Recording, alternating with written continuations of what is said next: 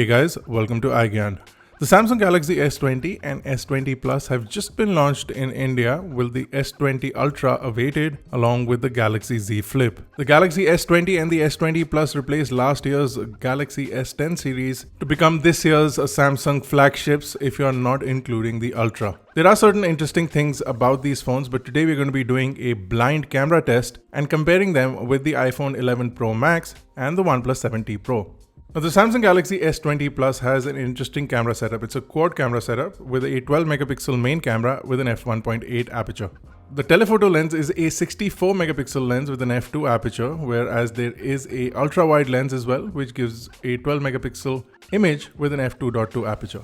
The Galaxy S20 Plus also includes a 0.3 megapixel TOF 3D sensor, which allows it to map depth a lot better, and hence should improve portrait shots considerably. The iPhone 11 Pro Max, on the other hand, has a trio of cameras. Considered one of the best smartphone cameras of 2019, it has three 12 megapixel cameras, one with an f1.8 aperture for the main lens, f2 for the telephoto, and f2.4 for the ultra wide. For this video, we're using the OnePlus 7T Pro Mclaren Edition. Now, this has a triple camera setup as well, a 48 megapixel main camera setup, which has an f1.6 aperture, an 8 megapixel f2.4 telephoto, and a 16 megapixel f2.2 ultra wide.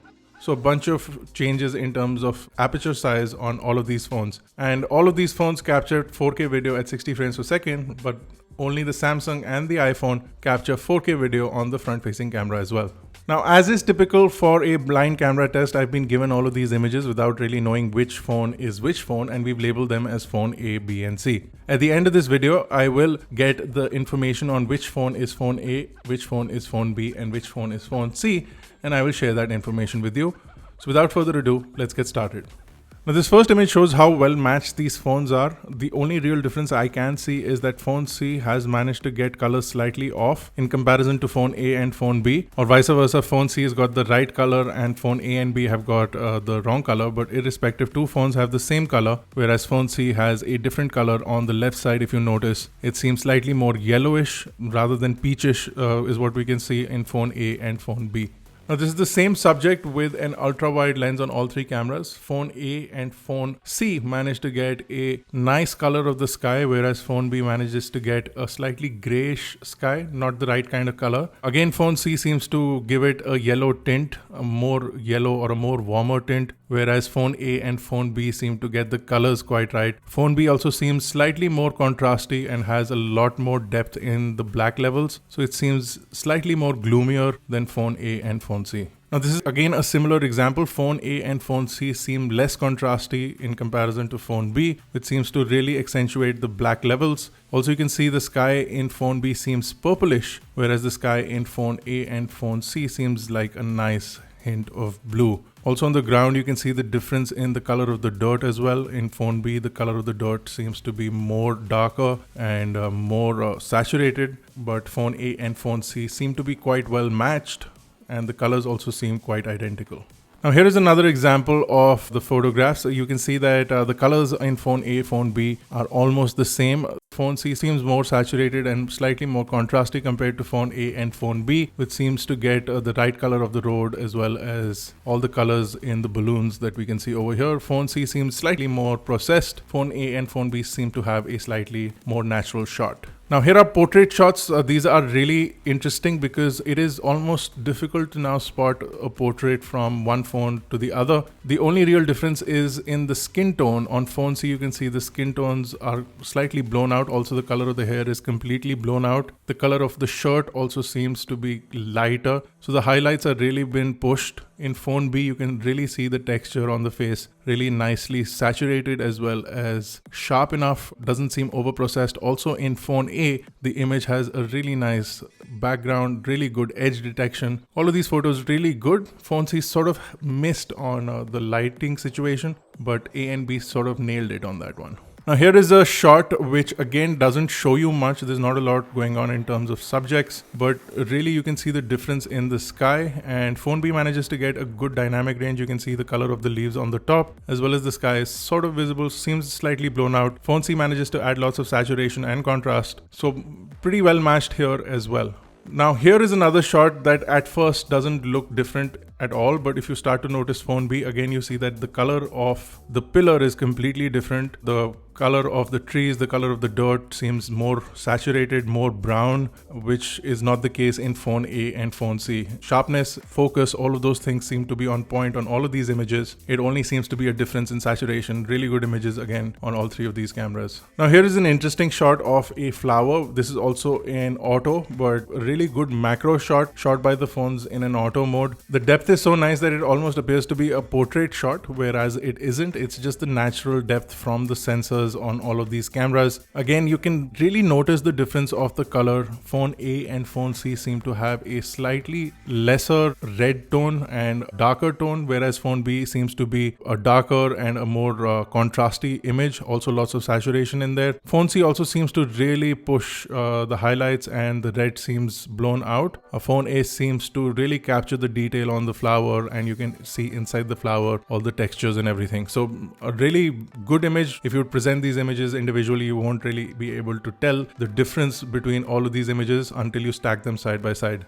Now here is an image that really shows you how well matched these cameras are. Again, slightly darker in phone B, slightly more blown out reds in phone C, but very well matched. You can't really tell a difference. This is me nitpicking over here. Really good cameras on all three of these phones. Now again, in image 10, you can see the difference in the color really accurately. Phone C seems to give it a yellow tone, whereas phone B seems to give it a dark red tone, and phone A seems to give a completely different look to the brick on the back. So if you notice, the color in all three of these images is quite different. Phone B seems oversaturated, over contrasty. Phone C seems to have missed the white balance completely, whereas phone A seems to have nailed this shot in this image.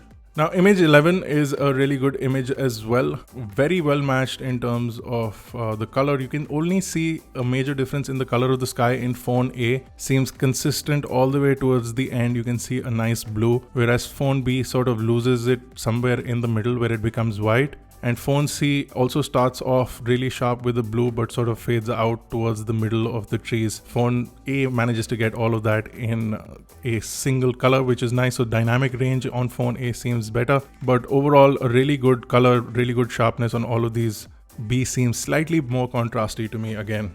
Image number 12, really well matched. Really can't find major difference in all of these images. If you notice, the color of the brick in phone B and C seems slightly deeper, phone A seems slightly more flat, but everything else is quite identical. It's really difficult to point out differences between all of these phones. Here is another example. For image number 13 tells us the difference. You can see that phone B really saturates the image as well as really deepens the black levels. Phone C also manages to sort of give it a lot more saturation. Phone A seems slightly more flat. Color of the brick on the walls as well as the texture in the top of the building seems to come out really well in phone A and B. Phone C seems to struggle with the whole roof texture thing that's going on in image 13. Here is a low light image of a really iconic car. You can see the lens flare in phone A and a little bit of a lens flare in phone C. Seems really nice. The low light on all three of these phones, again out of auto, no special settings turned on, really good. Now phone B manages to really give out the color of the car over here, and phone A and phone C sort of struggle with the color of the car. So the saturation and the contrast in phone B works out for low light images, and it really pushes the color and gives you a slightly deeper image. Really nice looking image over here in phone B. Phone C gives again a slightly more flatter image. You could process it a little bit to give a deeper tone, but out of the box phone B manages to deliver a better shot, which is visually appealing in low light images. Again, here in phone A and phone C, you can see that color is slightly less deeper than in phone B, and the color of the sky also seems faded in phone A, whereas phone B and phone C managed to get a little bit of color in the sky. Phone B, a slightly more accurate color. Phone C gives a slightly purple tint. The color of the road in all three of these images is completely different. So again, something to notice here. This is also a low light shot as well, and you can see that very well matched in all three cases. Phone A manages to get a slightly better light representation. Phone B also does a good job of pushing out color. Phone C seems slightly darker and purplish. The sky is turned completely purple. Also in phone A, the sky appears to be completely purple, but phone B manages to get the right color on the sky. Now here is a video sample with image stabilization turned on. All of these are in portrait mode. Phone A and phone C managed to do a fantastic job of image stabilization, whereas phone B struggles with stabilizing the video slightly. Here is a slow-mo sample of video. Again, really well matched. Phone B seems a little less sharp. Phone A and phone C really nailing the sharpness in terms of the slow-mo, and a really nice effect on the water as well. Overall, all three of these phones really performed well in the images, and it was really difficult to tell which phone was which from going through these images. Have you made your guesses? If you haven't, before I reveal the results, drop them in the comment section below. Which one do you think is phone A? Which one do you think is phone B? And which one do you think is phone C? Now it's time to reveal. So guys, here are the results. Phone A was the iPhone 11 Pro Max. Phone B is the OnePlus 7T Pro Mclaren Edition, and phone C is the brand new Samsung Galaxy S20 Plus. So which one of you guessed it right? Which one of you got it wrong? Which one of you thought another phone was another phone? Let us know in the comment section below, guys. And you like such videos, don't forget to smash the like button and hit that subscribe button if you're not already a part of Team iGyaan. This has been Bharat. I'll see you guys in the next one.